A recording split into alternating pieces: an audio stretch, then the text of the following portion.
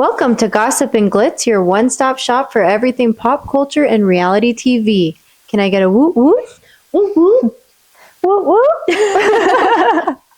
Bri, will you tell me who were you rooting for? The Chiefs or the Eagles? Neither. I was just there for the food. She sure was. And she made some really good croissant hot dogs at our party yesterday. And I ate so many, and I usually don't eat gluten, so that means a lot. Megan, who were you rooting for yesterday? So my husband and I were both rooting for the Eagles. And the reason for that is that my husband and I are Broncos fans. So if you're a Broncos fan, you know that the Chiefs are in the same division. And automatically, we were just rooting against the Chiefs. Anybody except for the Chiefs is what we wanted. And what I will say about that, on top of that, is my husband has a conspiracy theory about this. Give it to me. And he thinks, because he thinks there was a lot of bad calls by the refs in the playoffs leading up to the Super Bowl. And so he has a conspiracy theory that the NFL really wanted the Chiefs at the Super Bowl because Taylor Swift would bring in a lot of new viewers. And so he thought that there was a lot of crappy calls by the refs leading up to the playoff or leading up to the Super Bowl in order to get the Chiefs into the Super Bowl. And that's his tea. So do you think that the Broncos should have been at the Super Bowl? I mean, by heart, yes, but no, they're not there yet. Okay. Because I was like, my family loves the Broncos, but I had no idea about this division thing. I don't even know what first down means. People have told me so many times. I just know when you see the yellow flag, everything stops. Yeah. That's it. Flag on the play. Is that a saying? Uh-huh. Mm-hmm. See? There we go. I was rooting for the Chiefs. So I guess it's like very split because Bri was rooting for no one. Mm-hmm. Megan was rooting for the Eagles, and I was rooting for the Chiefs. I've just grown to like them because I had a friend play on their team for 6 years. So then you kind of just watch them. Just so happened that he was playing while they were really good. So I guess you could call me a bandwagoner, but yeah. And it's Taylor. I was going to say, here I was thinking it's because of the Taylor. I feel like Taylor would just add to it for you. She too. does. Yeah. She does add to it. Which also brings me to, they didn't really show her that much last night, which is a good thing because the one time they did show her, she got booed like crazy. That was sad. It was I don't sad. think that's nice. I don't read lips, but it looked like she said, "What is going on?" She did. Yeah. Like you can't hate on someone for just being there for their boyfriend. Like she's literally doing nothing. She's just sitting there.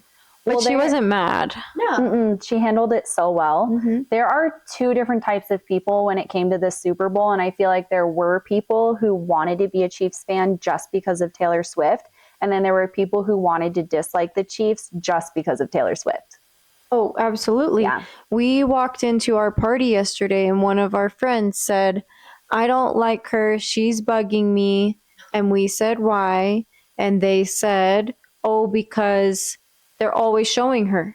And by the end of the game, that person kind of realized, they were like, oh, that's kind of, she's not really bugging me that much. Other things about her bug me. Yeah. You know who you are. Yeah. No. Just kidding. They did a good job at balancing it out and not showing her too much, which I think was strategic on their behalf. Yeah, they know that last year was more exciting. And like everyone was excited last year to see it. And they know now to kind of draw the line. We were theorizing, we were having that debate last week. Was the T little chain along her thigh, was that for Taylor or was that for Travis? And I think we have just confirmed it was for Travis because she had a T necklace on at the Super Bowl. Was it the same chain on her neck? It might have been. I could only see a very blurry photo of it. Hard to tell, but the fact that it was like that same red color too, I don't know. And you don't think it's just for herself? You think again at the Super Bowl it's for herself? A lot of people, they wear their letter on them all the time. That's true. You make a solid point. Right? Hot Pilates, Walmart, anywhere. You make I mean, we love an independent, fierce woman. So if she was repping herself, I love that. And it could just be the whole killing two birds with one stone. Solid She's like, point. it's a tea for everybody. And we all like red. Red album, red team, red outfit. I wonder if it's kind of an Easter egg for something that's coming. Knowing her, it is. Good one. Comment below. Do you think the T is for Taylor or Travis? Yeah, and the red. Is the red for Taylor? Is the red for Chiefs? Did you like her outfit? Yeah, I did. It was very simple. I liked it. Yeah. The shorts cute. and her hair looked nice. And she looked really nice standing on that bar with her hands, just looking over the whole field like it was hers. Because it kind of was. Because she brought more money in for her New Orleans Eras tour than the whole Super Bowl did. So That's insane. I did not know that. That's pretty cool. I mean, not surprising. not surprising. I guess that brings us also to, do we think that Travis is done with football at this point? That is a rumor that's been going around, has not been confirmed. Where did that rumor originate from? The internet. Oh, no. I think like he had kind of mentioned a couple things from some like snips of videos that I watched, like maybe toying with the idea of it. I really would be shocked if he leaves at this point. I feel like the Chiefs are still on fire, even though they lost this Super Bowl. They're doing so great, and him and Mahomes together are such a strong pair that I would be shocked if he just decides to leave at this point. Well, especially after a loss like that, I think you'd be like, never. Even if he was thinking about leaving, I feel like you'd be like, never mind, I'll stick around for another win. Because they can do it again. Yeah. I think that's the thing. They always turn it on in the playoffs. Like the last couple of years, I feel like I've watched them throughout the season and been like, oh, are you going to make it? And then they're always fine. And even like through a game, halfway through the game, they'll just turn it on, which I think they kind of did last night because they really didn't have many points going into the second half. And then they at least got 22 points by the end of the game. So I think they can figure it out. They need to figure it out. He should not quit. I'm going to tell you right now. Or retire. I'm sorry, retire. He has more to give us. Comment below. Do you think that Travis is going to retire tomorrow? And that just makes me want to touch on the fact that last night they had on the Eagles, they had 4 defensive linemen continuing to just take down 5 of the offensive linemen. Over and over again, this happened where they were able to sack Patrick Mahomes, and he really didn't have much time to make decisions at certain points. So it was really interesting to see that happen. I was very happy about this as an Eagles fan. But I think that's where like Patrick Mahomes maybe didn't get as much time as he normally does to work his magic. So maybe they'll work on that in the future.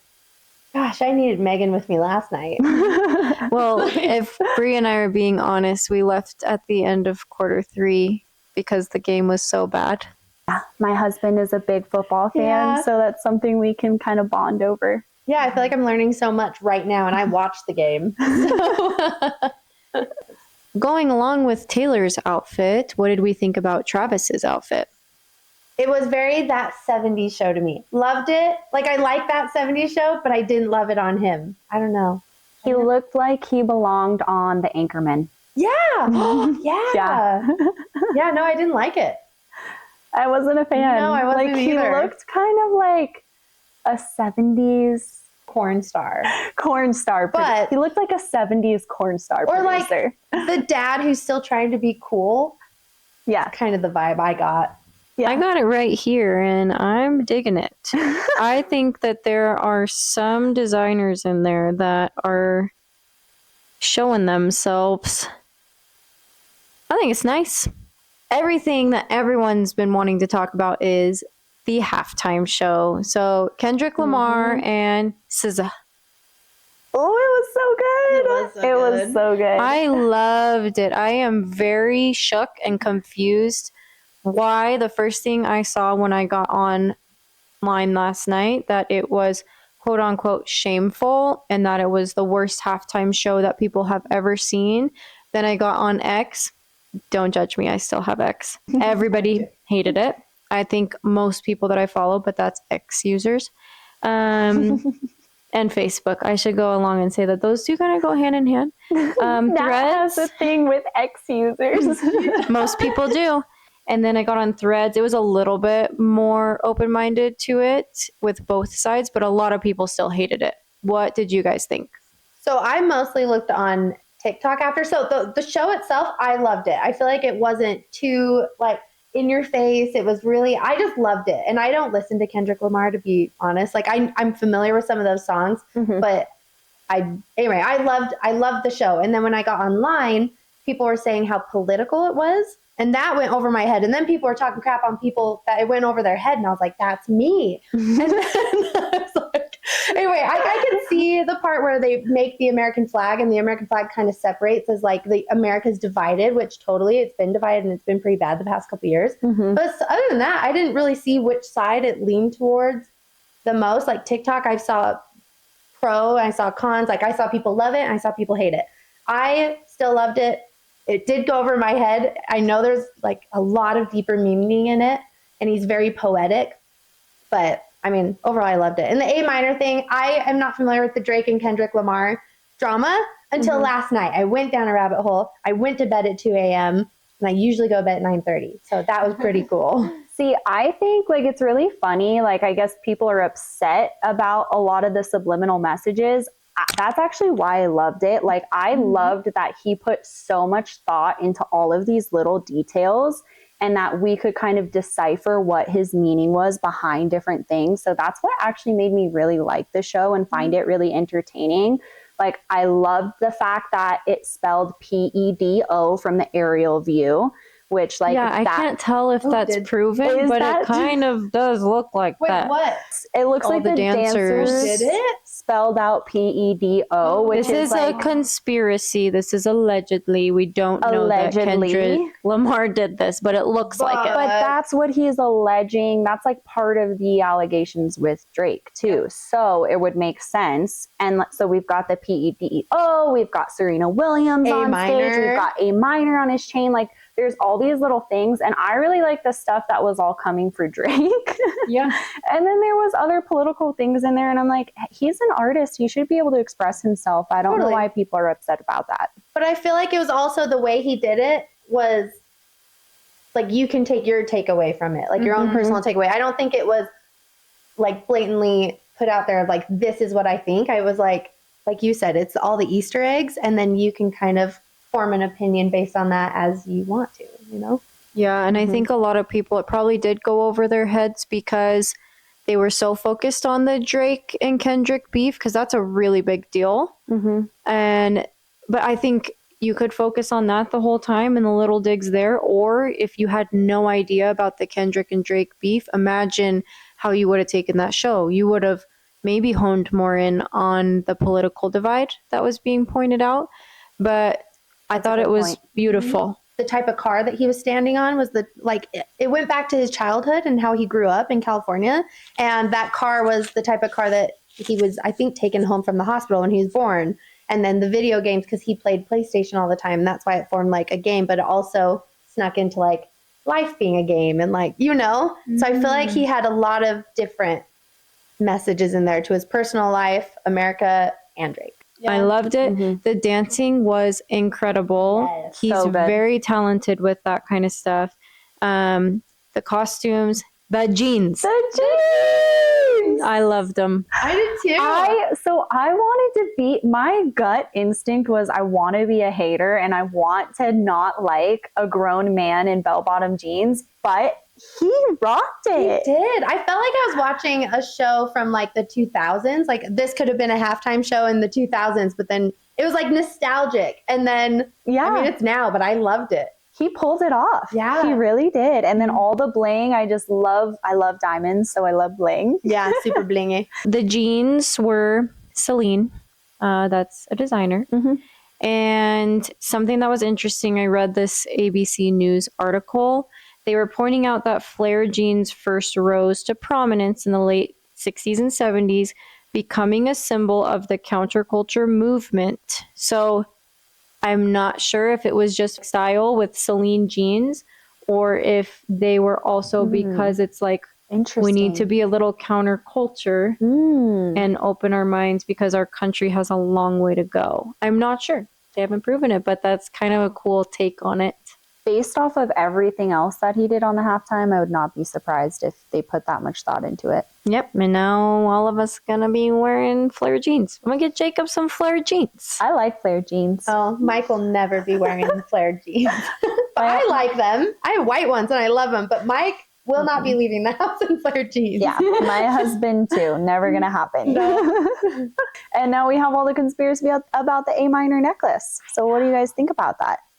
The A minor necklace is absolutely just because of his lyric. And I know this song, and my husband really keeps me informed on this beef. But I sing the song and I actually never realized what it meant until last night. And I was like, oh wait, this makes a lot of sense. It was definitely pointed towards Drake. Everybody is going to say their favorite commercial on 3. 1, 2, 3. Mountain Dew seal ad. Yes. That one was wonderful. Yes. He's like, I can't hold my Mountain Dew with my flippers. Moving on to Bachelor Season 29, Episode 3. We got a couple one-on-one dates going on tonight, a couple group dates, and a lot of tea and drama. The first thing I wanted to talk about was something last week. One of the girls, Alicia, got sent home, and I think it was a little bit of a shock for a lot of us because was she in all of our top 4? She was in my top 4 for sure. Okay, she was in mine and Megan's. Okay. I think I'm going to have Bri take the lead on this as she has a lot of info. Well, deep dive on social media, there was a couple rumors. And so one of them might be that they pulled her out because they wanted her to film The Bachelorette. And then another rumor was that they were going to have her on Bachelor in Paradise. And then there was another rumor that there were a lot of things happening during filming this on The Bachelor that she wanted to go home. And so that was like people who are on the crew have leaked that, allegedly. So I have a little touch on the back end as well. Apparently, and there's a little clip of this, and apparently when Grant's sister came out on that first episode, when she first came out before they knew it was Grant's sister, in the background, Alicia was talking to a group of girls and she said, quote, "She walked out this way, like vagina first." Out this way, like vagina first, like walking. Like she's wanting. Who knows where she came from? Who knows why she's here? What she's wanting? What she's looking for? But she's inviting. So, this is my sister. Oh, maybe that's what was going on. So maybe like the tea is like that Grant's sister ended up finding out that she said that and then told Grant or something along those lines. Like vagina first. I'm not sure what that means. I don't either, but I think if someone said that about me, I'd be like, look, It doesn't, I wouldn't. But I don't know what that means. But it doesn't sound like a compliment. doesn't sound nice is what I was going to say. Like, I feel like I would say that about Zoe last week when she was taking time from everybody. In my head, that would make sense. I'm not the sister. Because I was thinking, well, it doesn't really matter if it was his sister because they didn't know. So how can they hold that against her? But then also I think it comes down to the action itself, like putting another woman down maybe was just not the move. Exactly that. I think she spoke too soon and he probably takes it as like, oh, this is her character. This is the type of person she is. She was a pageant girl and she won something. Like she just seemed very proper and I don't know. I wouldn't picture her saying something like that. Well, she gone. But she gone. She gone. Will we see her on Paradise is the question. I think so. I would imagine so, unless she did something to make the producers angry. The next thing is group date number 1, which in my opinion wasn't that interesting. I think the biggest takeaway from group date 1 was the drama with Zoe and that she was making a really big deal out of something small, but also, again, the girls weren't necessarily being girls by commenting on someone's dress. They said her dress was too short, but so was Juliana's.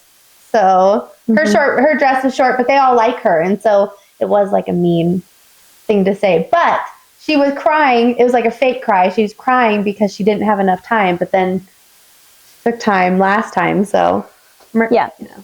And I really think too, like, she was already upset on the group date. She had made some comments like saying that she feels like, oh, the other girls aren't like doing a date the way I thought it was supposed to be done or something like that. And I feel like she was already upset that she wasn't getting as much attention as she wanted. So it was kind of her way of getting attention again. And her little comments, like how she was just like, I don't know, it's just like really hard and just a little whiny. And the way she talks with her lips like this is kind of like Blake Lively.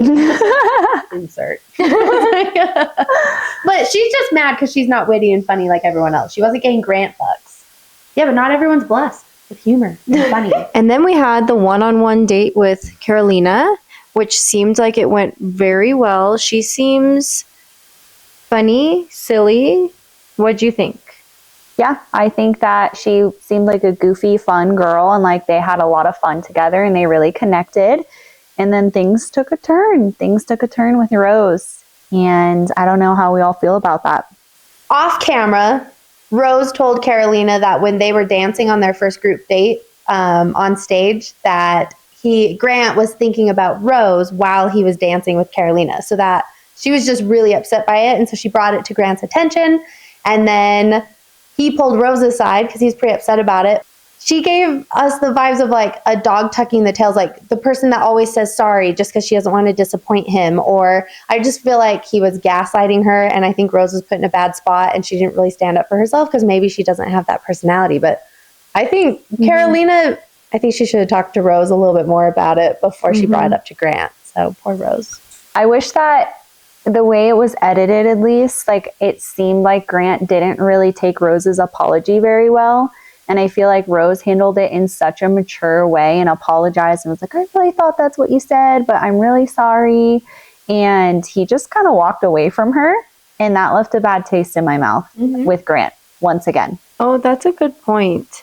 I feel like I'm thinking about both sides. If it was real, I could see why Grant is upset. And I think that Rose handled it beautifully. But if it wasn't real, and when I say that, I mean, if he really did say that, and I feel really bad for Rose because she just sat there and was like, I really thought that's what I heard. And he instantly doubled down and was like, I didn't say that. And I've been in that situation where I've confronted someone and said, this is what happened. And they said that never happened. And you feel like a crazy person. I just feel bad for her. Yeah. Who do we believe? That's the question. Comment below. Do you believe Grant or do you believe Rose? What do you guys think?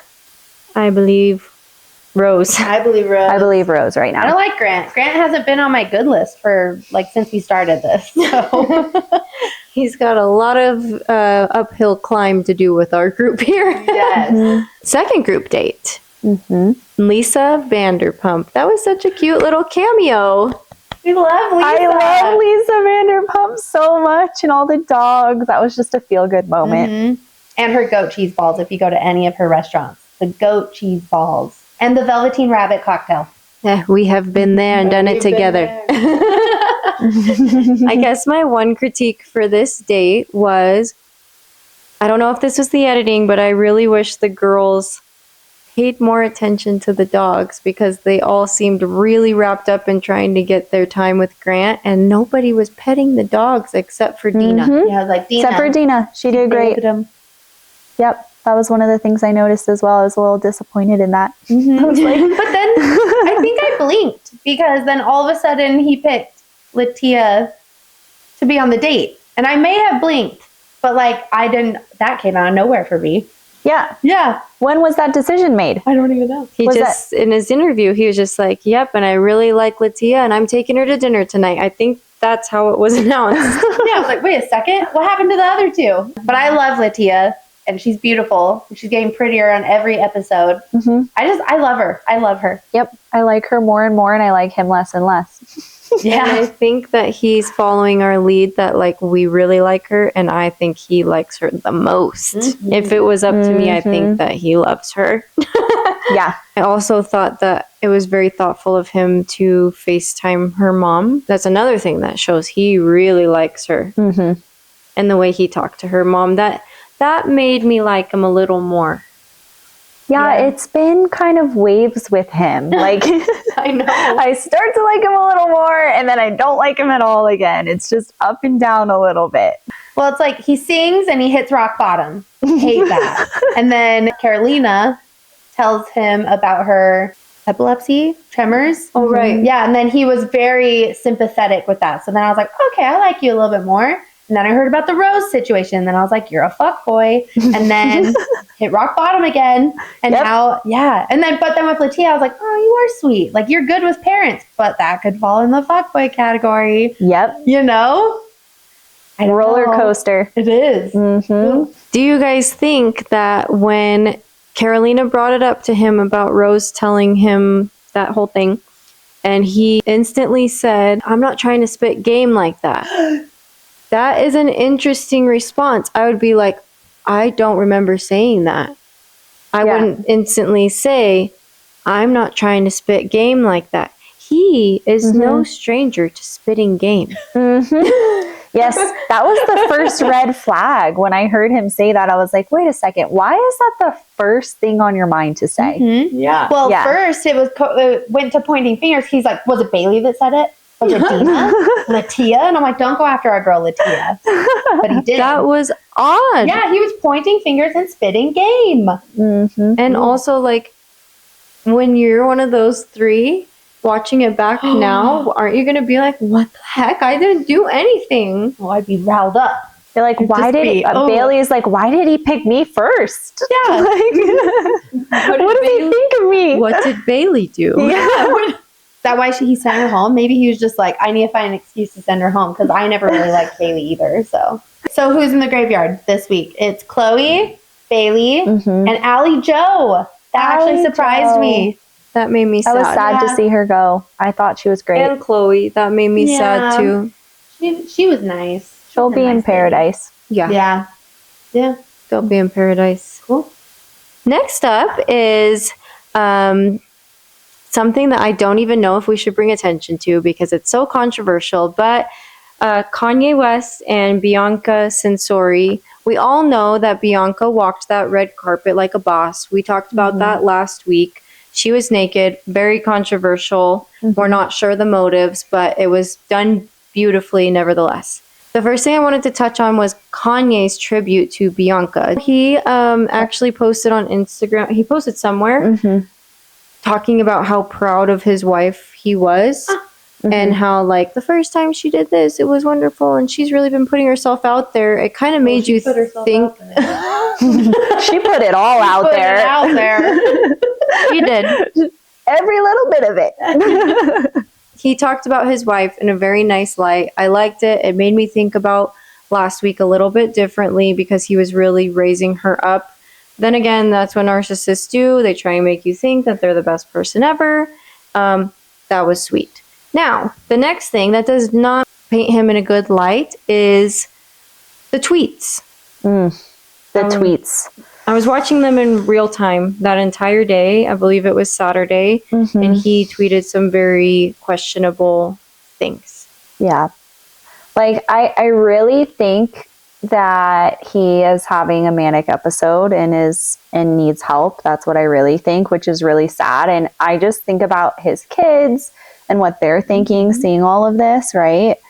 But honestly, all of it, there's so much on there that's bad, but how can you excuse anything that's like anti-Semitic, like against people who are disabled, things like that? It's just, he really crossed every line that he could possibly cross. That's what's so crazy is that it's like they're so extreme that it's almost like he was being hacked. Like, that's how extreme it is. Like, I feel like when someone's hacked, like it is wild, but he wasn't. Yeah, it's crazy. Yeah, I think if he hadn't done this before, someone would think it was hacked. Yeah.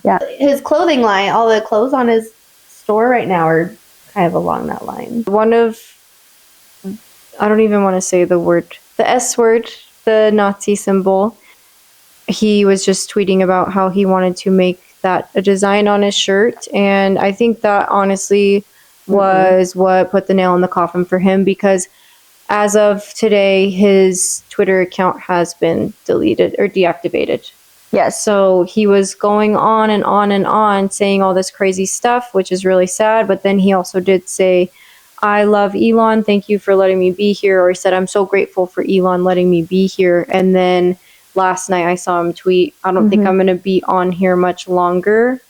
And as of this morning, it's gone. Yes. And I did see like he sent out a tweet saying this was all a social experiment. He didn't actually mean anything that he said. He just wanted to see what would happen and how people would respond to it. And then shortly after that, then said again, haha, just kidding. It wasn't. Yeah. So it's hard to know what's really going on there. And did he delete his own X account or was he taken off of X? That's another question.